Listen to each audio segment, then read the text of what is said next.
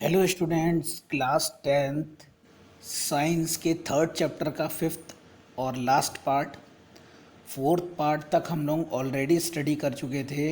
अयस्क, खनिज, अयस्क से धातु का निष्कर्षण, कम सक्रिय धातुओं का निष्कर्षण कैसे करते हैं, मध्यम सक्रिय धातुओं का कैसे करते हैं, अधिक सक्रिय धातुओं को कैसे करते हैं। अब इसके बाद जो बचा हुआ है वो लास्ट टॉपिक है, और इस लास्ट टॉपिक को देखने से पहले मैं रिक्वेस्ट करूंगा कि प्रीवियस के सारे टॉपिक ज़रूर देखें आप, क्योंकि साइंस एक सिस्टमेटिक स्टडी होती है। जब तक आपको प्रीवियस लेक्चर के बारे में नहीं मालूम होता तब तक वो बाउंस होती है सारी चीज़ें। तो अगर आप चाहें तो देख सकते हैं, सारे लेक्चर पढ़े हुए हैं।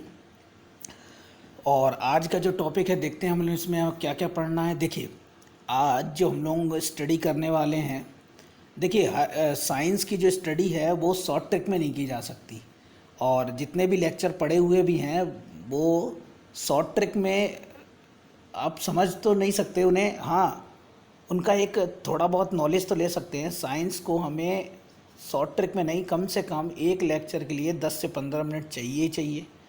तो आज जो हमें लेक्चर है उसमें सबसे पहले तो हम लोग संचारण पढ़ेंगे, संचारण है क्या। उसके बाद क्योंकि संचारण हम लोग ऑलरेडी पढ़ चुके हैं फर्स्ट चैप्टर में, याद हो आपको, रासायनिक अभिक्रिया तथा समीकरण जब चैप्टर चल रहा था तो उसमें संचारण आया था, पर एक छोटे टॉपिक के रूप में था वो। अब आज हमें जो पढ़ना है वो लोहे में तो पढ़ना ही है, वो फर्स्ट चैप्टर में भी पढ़ चुके थे हम लोग। चांदी में भी संचारण होता है, देखा होगा, चांदी काली पड़ जाती है। तांबे में भी संचारण होता है, इन सब के बारे में पढ़ना है। और उन संचारण को रोका कैसे जा सकता है, और मिश्र धातु क्या है, कौन कौन सी मिश्र धातुओं के क्या उपयोग है। और आज का लेक्चर आपका बोर्ड एग्ज़ाम को लेके वेरी इंपॉर्टेंट टॉपिक है, क्योंकि संचारण और मिश्र धातुओं में से बहुविकल्पी और अति लघुत्तरी जरूर पूछे जाते हैं हर साल। ठीक है, तो सबसे पहले संचारण पे आते हैं हम लोग। संचारण है क्या। देखिए, एनसीईआरटी पढ़ने से पहले मैं संचारण के बारे में थोड़ा सा बता दूं। संचारण शब्द एकदम कैसा लग रहा होगा, जैसे पता नहीं क्या नया टॉपिक पढ़ने जा रहे हैं हम लोग, संचारण पता नहीं क्या होगा। देखिए, संचारण पढ़ने के लिए हमें कोई ज़्यादा दिमाग नहीं लगाना। संचारण का पर्यायवाची शब्द मान लीजिए, जो घरेलू हम लोग बिल्कुल रोज़ उपयोग करते हैं, वो है आज जंग लगना। जंग लगते हुए देखते हैं हम लोग, लोहे में जंग लग जाती है, चांदी में भी लग जाती है, तांबे में भी लग जाती है। ठीक है ना। तो जंग लगना को ही संचारण कहते हैं, संचारण कोई अलग सी चीज़ नहीं है। अब हम लोग पढ़ेंगे आखिर ऐसा होता क्यों है। अगर ऐसा है तो सारी धातुएं बेकार हो जाएंगी, तो हम उन्हें रोक कैसे सकते हैं। तो अब ये तो हो गई घरेलू संचारण के बारे में डिस्कशन। अगर हम लोग विज्ञान की भाषा में इसे परिभाषा के रूप में पढ़ेंगे तो क्या पढ़ेंगे कि लोहे या लोहे से बनी वस्तुएं, या धातु भी कह सकते हैं, क्योंकि हमें तांबे वगैरह सबके बारे में पढ़ना है। क्या होगा, अभी केवल लोहे के लिए अगर परिभाषा कही जाए तो हम लोग पढ़ेंगे ये कि लोहे या लोहे से बनी वस्तुएं को अगर कुछ समय के लिए क्या कर दिया जाए, खुला छोड़ दिया जाए, तो उसमें लाल या भूरे कलर की, यानी बिल्कुल रेडिश और ब्राउन टाइप की क्या बन जाती है, एक परत जमा हो जाती है, और धीरे धीरे वो जो है वो समाप्त होने लगता है। इसे बोलते हैं संचारण। केवल लोहे का ही क्यों लिया, क्योंकि अलग अलग धातुओं में जंग अलग अलग रंग की लगती है, अभी हम लोग पढ़ेंगे आगे। तांबे में लाल रंग की नहीं होती, चांदी में भी लाल रंग की नहीं होती। तो इसीलिए ये परिभाषा जो है वो हमने एक लोहा को आधार मान के की गई। अगर बिल्कुल संचारण की परिभाषा देखोगे तो धातुओं कह सकते हो कि धातुओं में क्या होता है, ऑक्सीजन के साथ क्रिया करके वो क्या करने लगते हैं, समाप्त होने लगते हैं धीरे धीरे। इसको हम लोग संचारण बोलते हैं। क्लियर हो रहा है सब। आगे देखते हैं। अब एनसीईआरटी में जो लिखा है वो भी पढ़ लें। देखिए, संचारण अध्याय 1 में भी पढ़ चुके हैं। जो मैं बता रहा हूँ वही इन्होंने बताया कि अध्याय 1 में भी आप लोग संचारण पढ़ चुके हैं। खुली वायु में कुछ दिन तक छोड़ देने पर सिल्वर धातु काली हो जाती है। मैंने बताया ना, अभी लोहे में लाल रंग की जंग लगती है, जबकि सिल्वर में काली कलर की, और तांबे में जो है वो भी दूसरे रंग की जंग लगती है, उसमें हरे रंग की लगती है। तो सब में अलग अलग रंग की जंग लगती है। तो ये नहीं कि हर किसी के लिए लाल रंग का जो है उदाहरण नहीं ले सकते हम लोग। और यहाँ से बहुविकल्पी भी पूछा जाता है कि आपकी ये वाला कि चांदी में किस कलर की जो है वो जंग लगती है, किस कारण, कौन सा ऐसा पदार्थ बनता है। तो पहले तो मोस्ट जो पॉइंट है वो मैं आपको इंक्लूड कर दूं। तो देखिए, चांदी में जो आपकी जंग लगती है वो लगती है काले रंग की, और किसकी वजह से, सिल्वर सल्फाइड की वजह से। क्योंकि जो सिल्वर होता है, चांदी होती है, वो वायु में उपस्थित सल्फर के साथ क्रिया करके सिल्वर सल्फाइड बना लेता है, और इसीलिए देखा होगा चांदी या चांदी के जो सिक्के हैं वो काले पड़ जाते हैं, उसमें काले रंग की जंग लगती है। ओके, तो इसमें भी संक्षारण होता है, और सिल्वर सल्फाइड के कारण, और किस रंग का लगता है आपका, काले रंग का। ये चीज़ महत्वपूर्ण है मेन। कॉपर जो है वो वातावरण में उपस्थित कार्बन डाइऑक्साइड से क्रिया कर देती है, और क्या बना लेती है, देखिए ये सल्फर से क्रिया कर रही थी, ये कार्बन डाइऑक्साइड से क्रिया कर रही है, और इसमें किस रंग की जंग लग रही है, हरे रंग की, जो मैंने बताया था आपको। और क्या बनेगा, कॉपर कार्बोनेट। इसमें ये 4 पॉइंट इंपॉर्टेंट है। ये देखिए क्या अंतर हो गया, ये CO2 के साथ कर रही है, ये S के साथ कर रही है। ये क्या बनाती है, सिल्वर सल्फाइड, ये बना रही है कॉपर कार्बोनेट। इसमें किस रंग की जंग लग रही है, हरे रंग की। इसमें किस रंग की जंग लगती है, काले रंग की।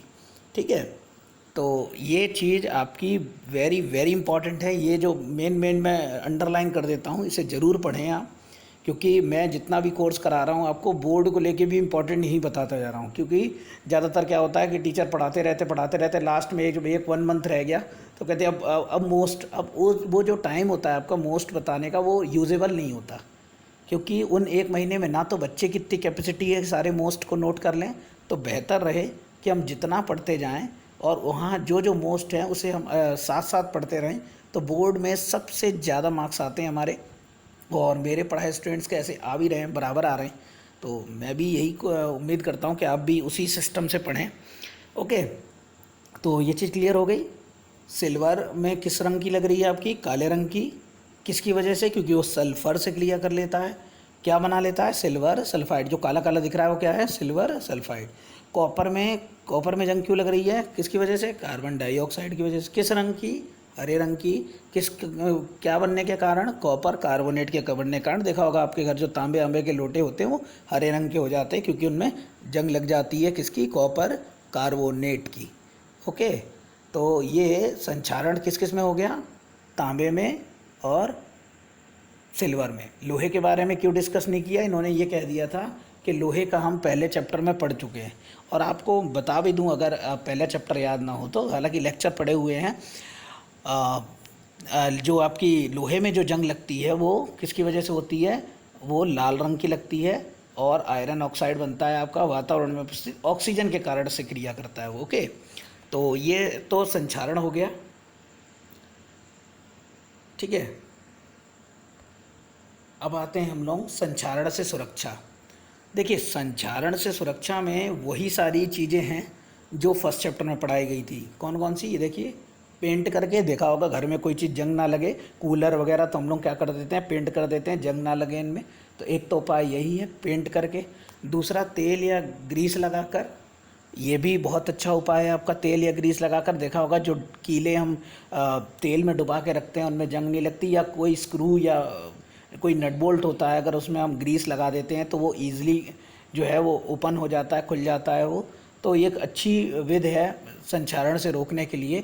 दूसरा है आपका यशद लेपन, ये वेरी इंपॉर्टेंट है, इसे पढ़ लीजिए, ये आपके घरेलू चीज़ों से लगता हुआ नहीं है। यशद लेपन क्या है, इसमें क्या होता है कि लोहे की जो वस्तु होती है वो क्या होती है, वो संक्षारित हो रही है। तो क्या करें हम, क्यों लोहे की वस्तु संक्षारित हो रही है, जैसे ये आपकी लोहे की वस्तु है कोई, और ये संक्षारित हो रही है, क्योंकि लोहा भाई अधिक सक्रिय, वो वातावरण में उपस्थित ऑक्सीजन से क्रिया कर लेगा, और क्या कर लेगा, वो जंग कर लेगा, वो ख़त्म होता जाएगा वो। तो उसको जंग से बचाने के लिए हम क्या कर सकते हैं, उसका यशद लेपन कर दें। यशद लेपन मतलब, अरे भाई लोहा ही तो क्रियाशील है अधिक, अगर लोहे के ऊपर यूँ इस तरह से क्या किया जाए, कोई दूसरी धातु का क्या कर दिया जाए, लेपन कर दिया जाए, उसके ऊपर उसकी परत चढ़ा दी है। जैसे आपने सुना होगा चांदी के ऊपर सोने की पॉलिश, वो पॉलिश परत एक ही बात होती है। तो अगर ऐसी परत चढ़ा दी जाए अब, तो वो क्या होगा, उसमें जंग नहीं लगेगी। क्यों, जिसकी पॉलिश या परत चढ़ाई गई है वो कैसा है आपका, कम सक्रिय, तो वो उसको जो है वो संक्षारण से बचा देगा। जैसे जिंक है, जिंक की परत चढ़ा देने पर क्या होता है कि वो संक्षारित नहीं होती, क्योंकि जिंक जो है वो एक कम सक्रिय धातु है। ये देखिए इसमें लिखा हुआ भी है, ये देखिए, लोहे या इस्पात को सुरक्षित रखने के लिए हम लोग क्या कर सकते हैं, उसके ऊपर यशद लेपन जस्ते की परत करके उसको क्या कर सकते हैं, सुरक्षित बना सकते हैं। क्यों? उसका रीज़न ये है क्योंकि ये क्या होते हैं, अत्यंत कम सक्रिय है। धातुओं गुणधर्म से अच्छी, एक मिनट, यस, धातुओं के गुणधर्म से बेहतर बनाने की अच्छी विधि है मिश्र लेपन। देखिए, एक तो यशद लेपन एक मिश्र धातु, यानी मिश्र धातु भी आपका शुरू हो गया। मिश्र धातु क्या है? यशद लेपन तो आप समझ गए, जैसे देखा होगा आपने, नल की टोटियों के ऊपर पॉलिश होती है। हाँ, तो ऐसे बहुत सारी चीज़ें हैं। कोई जो पॉलिश का एक अलग एग्जांपल नहीं, देखा होगा टीन शेड भी आते हैं जो आपके घर में, वो जिंक की पॉलिश के जो आते हैं, वो काफ़ी दिनों तक आपके छत पे रखे रहने के बावजूद ख़राब नहीं होते। कुछ जो है तुरंत ही उनमें जंग लगना शुरू हो जाती है। तो वो जो यशद लेपन वाले होते हैं वो जल्दी से ख़राब नहीं होते, क्योंकि उनके ऊपर जिंक की पॉलिश होती है। ठीक है। तो दूसरा जो आपका उपाय है वो है मिश्र धातु बनाना। मिश्र धातु क्या है? मिश्र धातु का मतलब, देखिए नाम से स्पष्ट है, मिश्र धातु यानी दो धातुओं को मिलाना है। मिश्र तो का मतलब मिलाई तो जाएगी। तो क्या होता है कि मिलाई क्यों जा रही, पहले तो ये समझ लीजिए, और मिलाई कैसे जाएगी। जैसे पीतल, और ये बोर्ड में भी कई बार पूछा जा चुका है, दूसरा कलर ले ले रहा हूँ आपका, ये डार्क नहीं है, ओके। जैसे देखा होगा पीतल, पीतल एक मिश्र धातु है। पीतल कोई धातु तो है नहीं, जो किससे मिलके बनी होती है, कॉपर और जिंक से। और ये यूपी बोर्ड में मुझे नहीं मालूम कितने बार बहुविकल्पी में आ चुका है कि मिश्र धातु पीतल किन दो धातुओं से मिलके बनी होती है, Cu प्लस Zn। कांसा भी बना होता है Cu प्लस Sn यानी टिन। ऐसे बहुत सारे अभी हम लोग मिश्र धातु पढ़ेंगे जो आपके कोर्स में है। तो पीतल जो है वो एक मिश्र धातु है, जो दो धातुओं को, कॉपर और जिंक को पिघली हुई अवस्था में आपस में मिलाकर बनाई जाती है। इसमें क्या होता है, मिश्र धातु जो है उनमें संक्षारण की अधिक प्रबलता होती है, उनमें जंग नहीं लगती, संक्षारित नहीं होती हो। ठीक है। तो मिश्र धातु बना के भी हम लोग क्या कर सकते हैं, संक्षारण को रोक सकते हैं। जैसे स्टील है, ये देखिए इसमें कई एग्जाम्पल दिए हुए हैं, जैसे स्टील है, इस्पात, ये भी एक मिश्र धातु है। तो ऐसे कई मिश्र धातु आप बना सकते हैं। और मैं बता दूं आपको, बहुत सारी मिश्र धातुओं की चर्चा है इसमें। जैसे सिक्के, ये जो हम लोग सिक्का यूज़ करते हैं, करेंसी, वो भी एक मिश्र धातु है। और सोडियम अमलगम, ये भी एक मिश्र धातु है। जो आप देखा होगा कभी आपकी दाढ़ वगैरह में जो मसाला भरता है डॉक्टर, सोडियम अमलगम, वो भी एक मिश्र धातु है।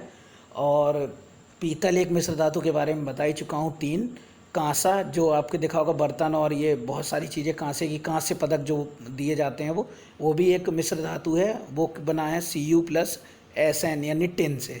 ठीक है। तो और भी कई मिश्र धातुएं हो सकती हैं। इस्पात आपका मिश्र धातु है।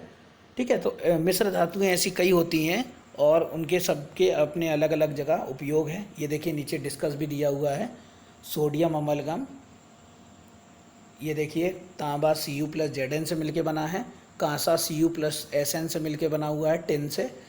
तो जो मैं पढ़ा चुका हूँ वो सारी डिस्कस अब इसमें दिया हुआ है। और ये देखिए और आगे मिश्र धातु कौन कौन सी है। एक सोल्डर है, जो आपके टाँके लगाने में जो यूज़ होती है, सोल्डर, वो। तो ऐसे कई मिश्र धातु हैं, उनके सबके अलग अलग उपयोग है। ठीक है। और मिश्र धातु के साथ आपका ये चैप्टर फिनिश। और फिर भी अगर इसमें आपको कहीं प्रॉब्लम आई हो, जो कोई भी टॉपिक हो, कोई मिश्र धातु है, किसी का उपयोग ना जानते, XYZ कुछ भी, तो आप तुरंत कमेंट सेक्शन में लिखें, मैं उसका आपको आंसर दूंगा। ठीक है। तो पढ़ते रहिए इसी तरह। अब मिलेंगे हम लोग नए चैप्टर के साथ, चैप्टर नंबर 4 के साथ। Okay, bye bye.